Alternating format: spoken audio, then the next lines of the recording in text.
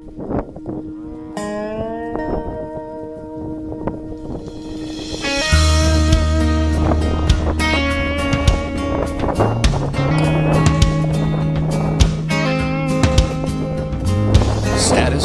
with the morning dust,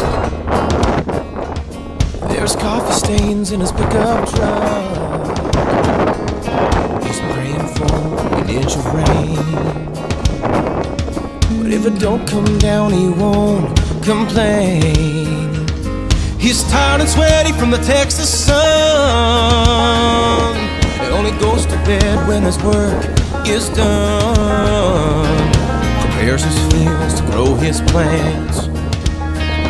He'll make cotton for the world if God gives him a chance. Some call it a gamble, some call it a game, some call it pride, some call it fame. He's confident on his big green deer. What he can't see now will soon be here. He'll trust God and work his land.